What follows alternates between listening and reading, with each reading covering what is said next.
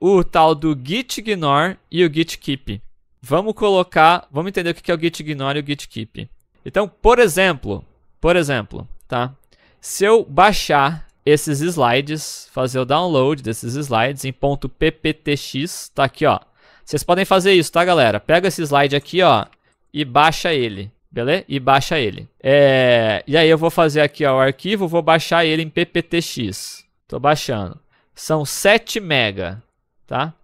Eu vou pegar esse github pptx, Ctrl C, e eu vou colocar lá na nossa pasta, ó. Lá na nossa pasta. Ctrl V. Beleza? Tudo bem? Fizeram isso? Baixaram a apresentação? Qual o link que coloca na pasta? Não, não é link não, não é link não. Você tem que baixar o arquivo. Clica ali em arquivo, baixar arquivo. Microsoft PowerPoint. Baixa ele e aí você coloca ele dentro da pasta do projeto que a gente está mexendo. Ok? Beleza. Então, tá aqui, ó. GitHub. Apareceu lá, certo? O que nós vamos fazer? Primeira coisa que nós vamos fazer, criar uma branch nova. Então, git checkout -b docs. E aí a gente pode colocar, sei lá, ppts ou apresentação, sei lá, documento, apresentação, colocar apresentação. Beleza, ele trocou de branch. O arquivo continua lá, porque ele não estava traqueado, ele estava untracked. Tudo bem? Então é só pegar o documento e colocar ali dentro. Ok. Vamos tentar abrir esse cara aqui pelo editor. Ó, eu consigo abrir .txt, eu consigo abrir .txt, consigo abrir .py, consigo abrir .md, certo? Se eu consigo abrir .pptx, vamos ver? Não consigo. Não consigo abrir OpenPPTX. Por que eu não consigo abrir .pptx? Porque esse arquivo, ele não é um arquivo de texto. Ele é um arquivo binário. É um arquivo que foi feito para a máquina entender o que tem ali dentro. Não foi feito para um ser humano ler o que está ali dentro.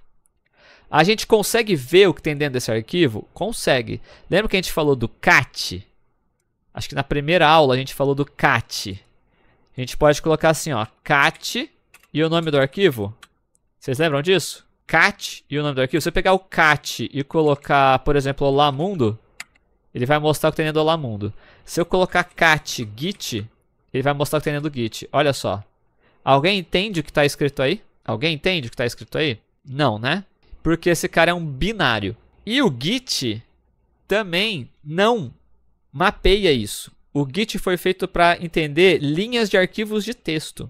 Então não faz sentido versionar da mesma forma como a gente versiona um arquivo de texto, arquivos binários. Ele basicamente vai alterar inteiro. Beleza? Tá claro isso? Só que por algum motivo você vai precisar desse arquivo. Você vai precisar desse arquivo localmente, mas não lá no seu repositório do Git. Ele não pode fazer parte do seu repositório do Git. Você tem que colocar ele, sei lá, no OneDrive, vai ter que colocar no Drive do Google, em algum lugar, vai ter que salvar esse cara, né? E aí quando você for trabalhar num projeto que precisa desse documento, você baixa esse documento e trabalha com ele. Ficou claro isso? Mas esse arquivo, enquanto você está trabalhando, você precisa dele nessa pasta. Como é que você faz para o Git ignorar esse arquivo? Deu para entender? Então assim, ele tem que existir, só que você não quer que ele participe do processo de versionamento. Como que a gente faz isso? Ah, Theo, é só eu deixar ele aí e não adicionar ele no Git Add. Vocês concordam? Que é uma solução? É só eu trabalhar em outras coisas e tal, mas eu não quero, é só eu esquecer de colocar ele, lembrar de não colocar ele no Git Add. Faz sentido? Tudo bem? Vocês concordam que isso pode dar merda? Em algum momento eu posso esquecer? Exatamente, Jeff. Então, o que você pode fazer? Tem uma forma mais interessante, que é usar um arquivo chamado gitignore. Então, se a gente clicar com o botão direito aqui, colocar new file, e aí digitar ali no new file .gitignore, olha só. Tá vendo que o logo do gitignore é um logo do Git em si, ó? E aí, o que a gente vai fazer? A gente pode falar, mano, ignora esse arquivo. Então eu posso colocar aqui, ó, git, eu não sei se ele vai deixar desse jeito, pera aí. Git e github 2025.pptx. Será que vai dar certo? Deu certo. Olha só. Então eu coloquei o nome do arquivo ali, desse jeito. Ele entendeu, tá ignorando. Beleza? Olha só. Vou mandar aqui para vocês. Desse jeito. Ok? Deu certo aí de vocês? Tá funcionando? Beleza. Mas vamos supor que agora tenha um outro arquivo. Tá? Vou dar um Ctrl C aqui, ó. Vou clicar aqui em Ctrl C. Tem gente ansiosa no chat. Ejaculação precoce, hein? Ó, Ctrl C, Ctrl V.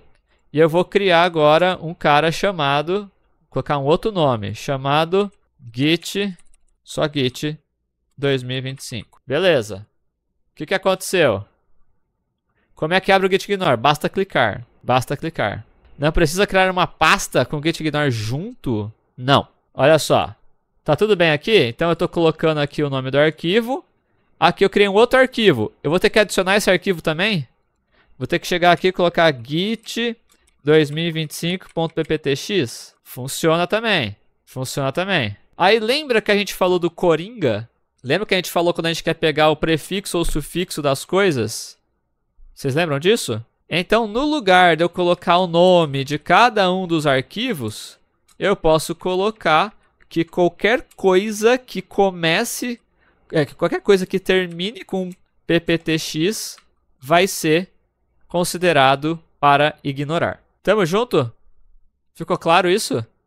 Deu pra entender o que o gitignore faz? Ô Douglas, dá uma exclamação agenda aí, mano. Dá uma exclamação agenda. Beleza? Legal. Só que... Então a gente acabou de conhecer o gitignore. Beleza.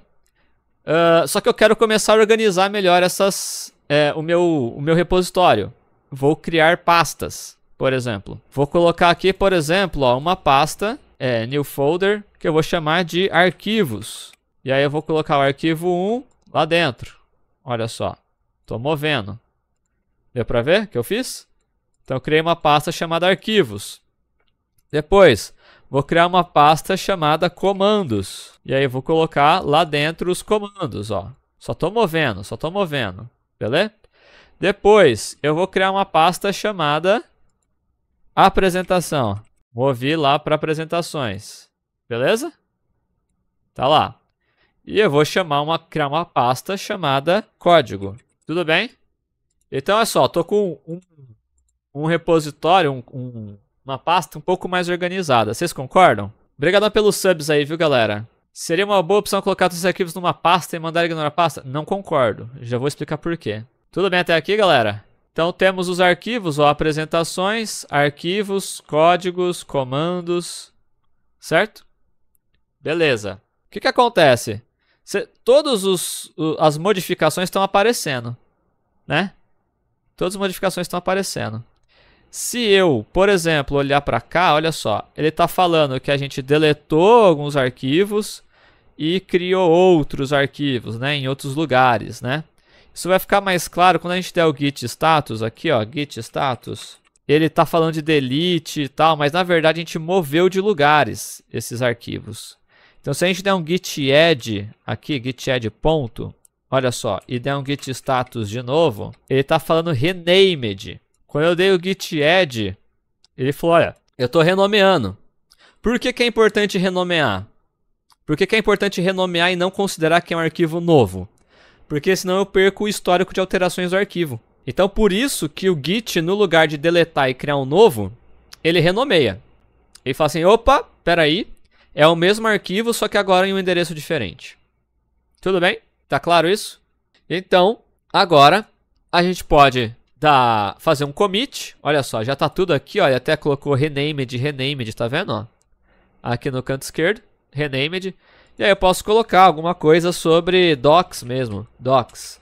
Reorganização. Opa. Reorganização das pastas. Beleza? Só isso. E vou dar um commit.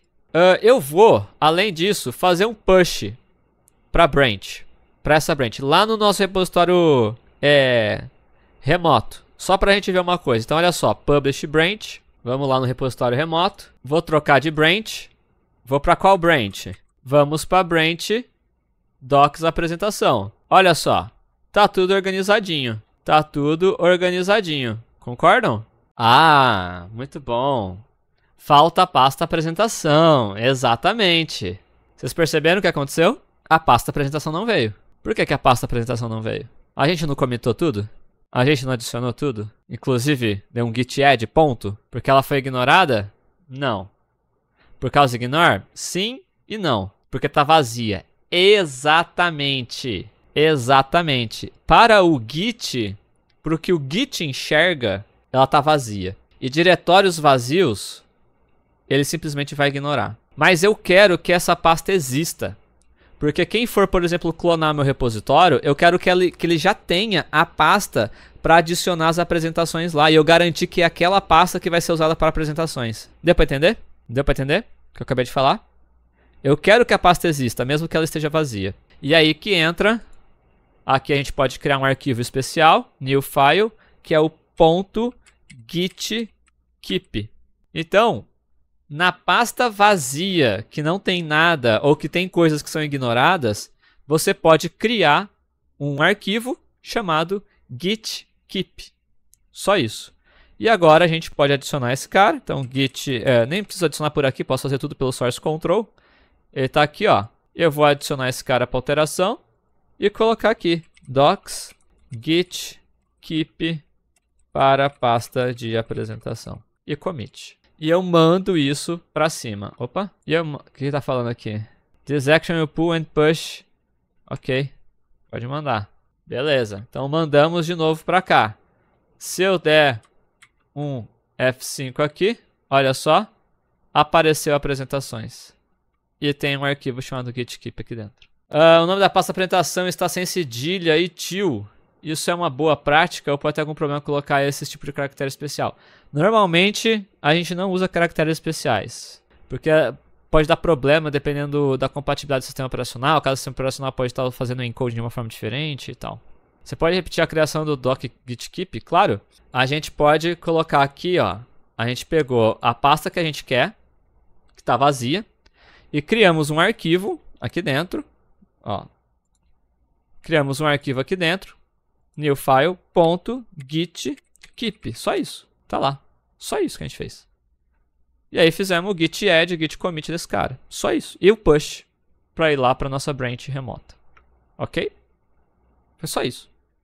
É só criar um arquivo chamado gitkeep. No caso, o gitkeep só faz a pasta ficar visível no GitHub.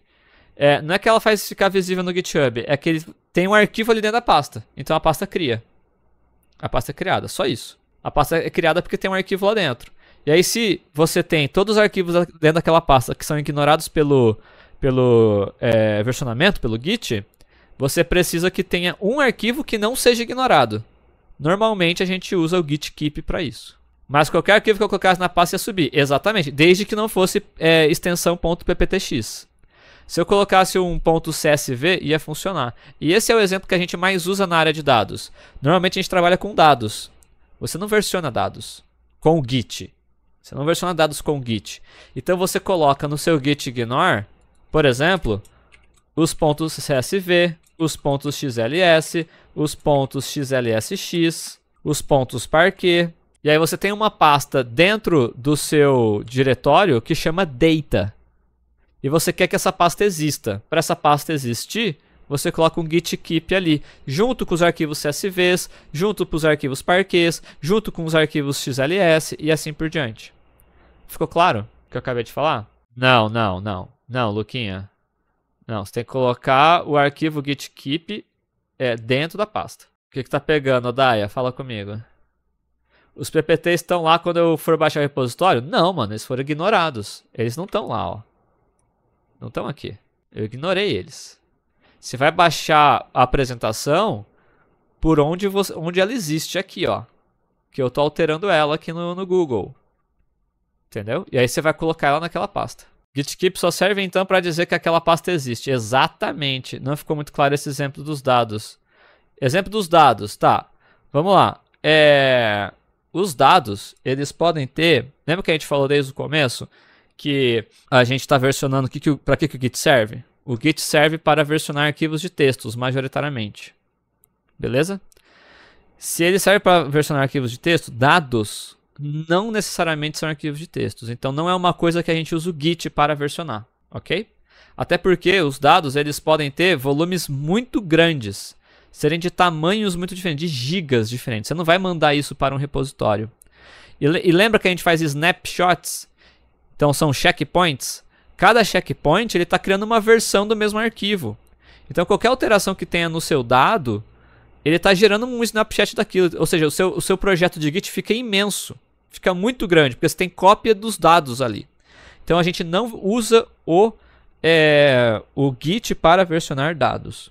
Então no nosso trabalho como cientista de dados, como analista de dados, engenharia de dados, a gente vai ter que trabalhar com dados, só que isso tem que ficar fora do Git. A gente vai ignorar todos eles. Então quando a gente baixa um conjunto de dados para nossa máquina, a gente adiciona os tipos de extensão desses dados no ignore do nosso projeto, para que o Git não olhe para eles e versione eles.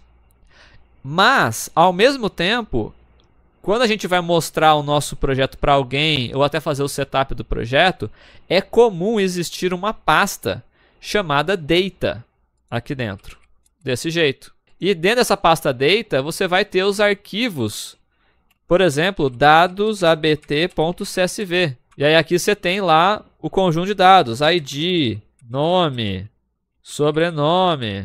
Mas você não quer versionar isso. Deu para entender? Você não quer versionar isso. Então você ignora ele. Então os dados não ficam versionados junto com o código. Você usa outras soluções para versionar dado. Tá? Ficou claro?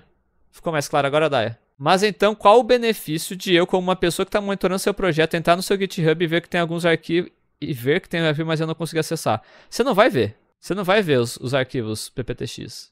Porque o Git não é para isso. Você pode entrar lá no meu projeto, não vai ter arquivo PPTX nenhum. O que você pode fazer é, por exemplo, ter instruções para a pessoa de como que ela baixa os arquivos PPTX e aonde que ela coloca isso dentro do projeto para o projeto funcionar. Para ela aproveitar o projeto inteiro. Que é o que a gente faz. Então, por exemplo, olha só. Eu tenho aqui no meu GitHub, eu tenho, por exemplo, vamos ver aqui.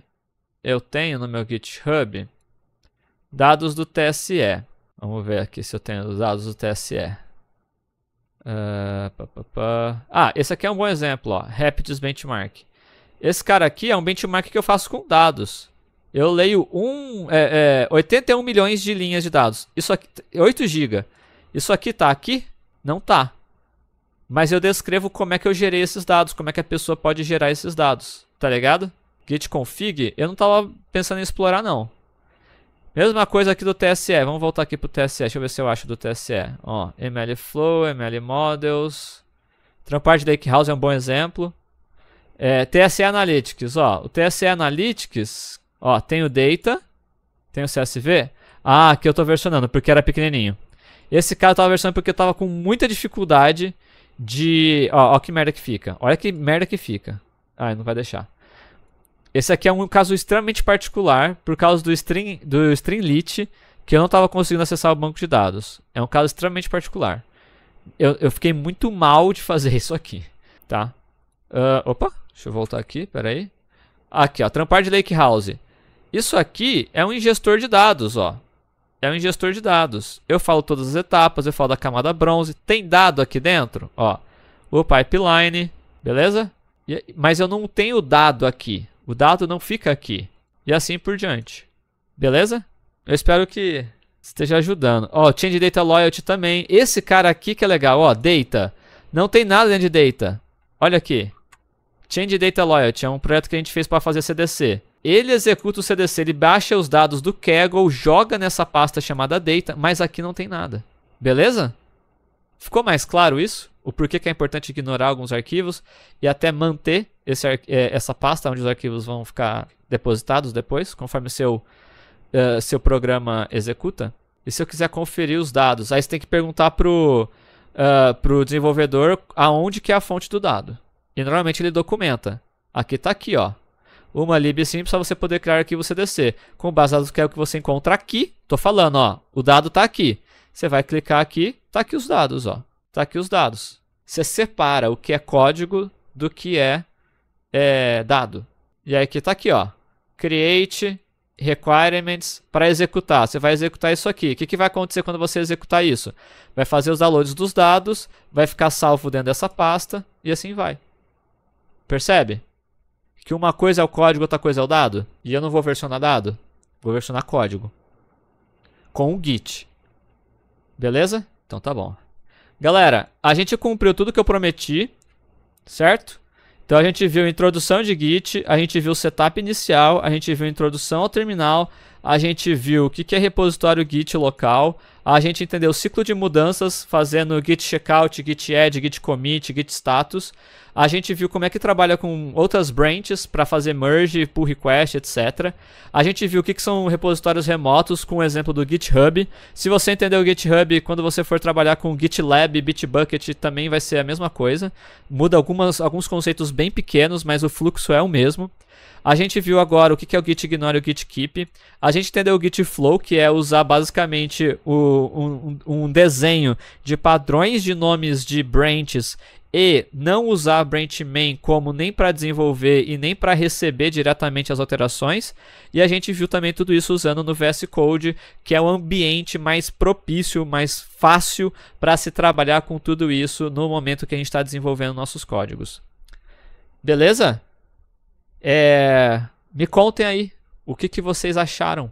Galera que nunca tinha trabalhado com Git, esse é um momento bacana assim, para entender. Até para repensar o que a gente tem feito enquanto projeto e se faz sentido, por exemplo, né, ir melhorando, o que a gente pode melhorar. Ano que vem é muito provável que a gente faça um novo curso, então para pegar o feedback de vocês, entender o que a gente pode melhorar. Eu acho que a gente melhorou em relação ao ano passado. Eu acho que ano passado a gente fez em 2 dias, esse ano a gente fez em 4. Então eu acho que foi um pouco mais calmo, foi um pouco mais tranquilo, a gente se aprofundou mais nas coisas, batemos mais a cabeça. Mas é muito importante que vocês passem aí a impressão de vocês, tá bom? Lembrando que esse é um conteúdo gratuito, então a gente não recebe nada para estar fazendo isso, eu só conto com o apoio de vocês aí nos subs, nas doações e assim por diante. Então é isso.